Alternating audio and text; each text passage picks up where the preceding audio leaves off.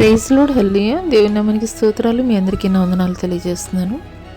ఈ దినం కొరకు దేవుడు సిద్ధపరిచినటువంటి మాటలు. ప్రియ సహోదరి సహోదరుడా, ఒకానొక గ్రామంలో ఒక వ్యక్తి కొన్ని సంవత్సరాల నుండి ఒక కుక్కనైతే పెంచుకుంటూ వస్తున్నాడు. కొన్ని సంవత్సరాలు అయిన తర్వాత అది వృద్ధాప్యంలోనికి వెళ్ళిపోయింది. అనారోగ్యంతో ఉన్నటువంటి పరిస్థితుల్లో ఆ యజమానుడు అది ఎందుకు పనికిరాదని తీసుకుని వెళ్ళి అడవిలో విడిచిపెట్టేశాడు. అడవిలో విడిచిపెట్టేసినప్పుడు అది ఎంతో భయంతో అయితే కనుక ఉన్నది. అటువంటి సమయంలో ఆ యొక్క కుక్క నిలబడి ఉన్నటువంటి స్థలానికి ఒక పెద్ద పులి అయితే కనుక వస్తుంది. వస్తున్నటువంటి క్రమంలో ఆ కుక్కకి అర్థమైంది, ఈ పులి ఎట్లయినా సరే నన్ను తినేస్తుంది అని చెప్పేసి. అప్పుడు ఆ కుక్క తెలివిగా అక్కడ ఉన్నటువంటి ఎండిపోయిన ఎముకలను చూస్తూ గట్టిగా మాట్లాడుతుంది. ఈ యొక్క ఎముకలు నేను చాలా రోజుల క్రితం తిన్నటువంటి పులి ఎముకలు అని చెప్పేసి మాట్లాడినప్పుడు ఆ పులికి భయం వేసిందంట. భయం వేసి వెనక్కి వెళుతున్నటువంటి తరుణంలో చెట్టు మీద నుండి చూసినటువంటి కోతి ఈ సంభాషణ అంతా విని ఆ యొక్క సింహంతో మాట్లాడుతుంది.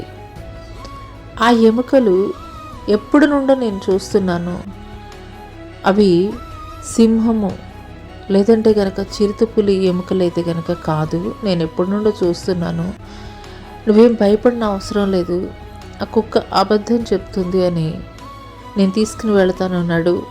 ఆ కుక్కను నువ్వు తిందుగానని ఆ యొక్క సింహం మీద ఎక్కి ఈ యొక్క కోతైతే కనుక వెళుతుంది. అటువంటి సమయంలో ఈ కుక్కకి అర్థమైంది, ఆ యొక్క సంభాషణ తెలుసుకున్నటువంటి ఆ యొక్క కుక్క మాట్లాడుతుందంట, నేను కోతికి చెప్పాను పులిని తీసుకురమ్మని నేను తినడానికి, ఇంకా రాలేదేంటి అని చెప్పి గట్టిగా మాట్లాడుతున్నటువంటి తరుణంలో అప్పుడు ఆ పులికి అర్థమైంది, ఈ కోతి ఒక ప్లాన్ ప్రకారమే నన్ను ఆ యొక్క కుక్క దగ్గరికి తీసుకుని వెళుతుందని ఆ యొక్క కోతినైతే కనుక తినివేయడం జరిగింది. హల్లెలూయా.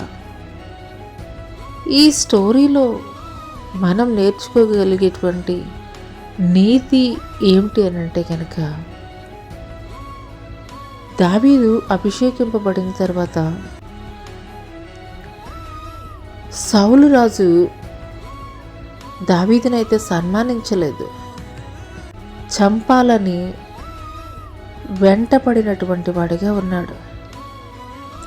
13 సంవత్సరాలు అరణ్య మార్గాల గుండా సౌలు తరుముతుంటే పరిగెడుతున్నటువంటి వాడిగా ఉన్నాడు.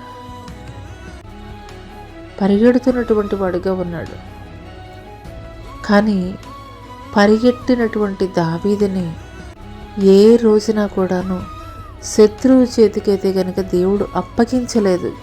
కానీ శత్రువుని దావీదుకి ఒకానొక సమయంలో అప్పగించినప్పుడు ఆ యొక్క శత్రువుని ఏమీ చేయకుండాను సౌలు రాజు యొక్క చొక్కా కుచ్చుల్ని కత్తిరించినటువంటి వాడిగా ఉన్నాడు.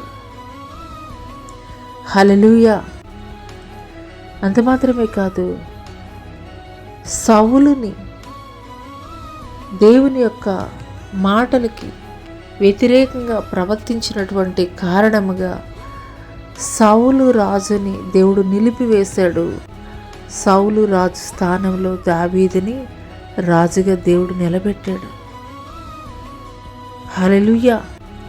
ఈ మాటలు వింటున్నటువంటి ప్రియనేస్తమా, నీకు వ్యతిరేకంగా నీ మీద ఎన్ని రకాలైనటువంటి ఆరోపణలు చేస్తూ నీకు హాని చేయాలి, కీడు చేయాలని ఎంతమంది ప్రయత్నించినప్పటికీ కూడాను నీ పక్షముగా ఉన్నటువంటి దేవుడు, నీ పక్షంగా నిలబడినటువంటి నీవు నమ్మినటువంటి నీ దేవుడు జ్ఞానముతోటి వివేకముతోటి నిన్ను నడిపిస్తాడు.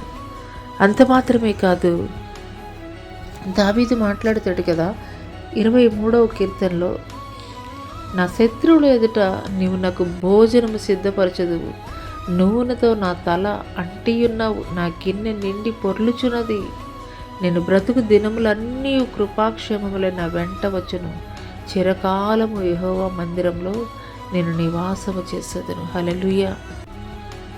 నిజంగానండి, ఆ యొక్క స్టోరీలో, యానిమల్స్ స్టోరీలో మనం చూసినట్లయితే కనుక యజమానుడు అప్పటి వరకు కూడాను ఎంతగానో తనకు సహాయంగా ఆ యొక్క కుక్కను పెంచుకున్నాడు. కానీ ఎప్పుడైతే వృద్ధాప్యంలోనికి వెళ్ళిపోయిందో దాన్ని తీసుకుని వచ్చి అడవిలో విడిచిపెట్టేశాడు.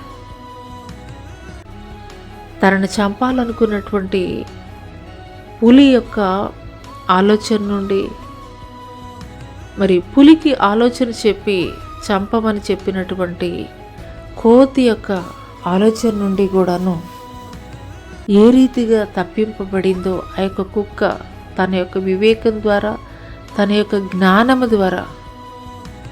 హల్లెలూయా.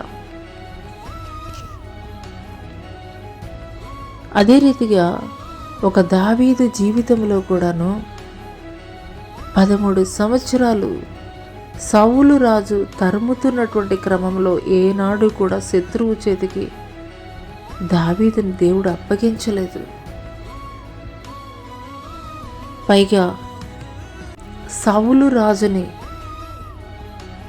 నిలిపివేసినటువంటి వాడిగా ఉన్నాడు.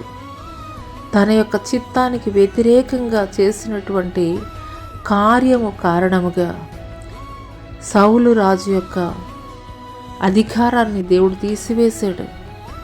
దావీదుని రాజుగా నియమించాడు. ఈ యొక్క ఉదయకాల సమయంలో దేవుడు నా కొరకే ఈ మాటలు మాట్లాడుతున్నారని నీవు విశ్వసించగలిగినట్లయితే,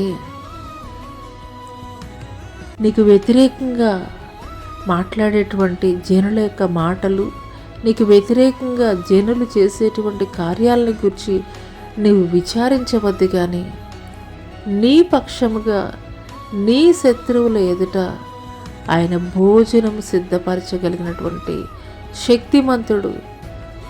నీ శత్రువుల ఎదుట ఆయన నిన్ను తల ఎత్తు రీతిగా చేయగలిగినటువంటి శక్తిమంతుడు.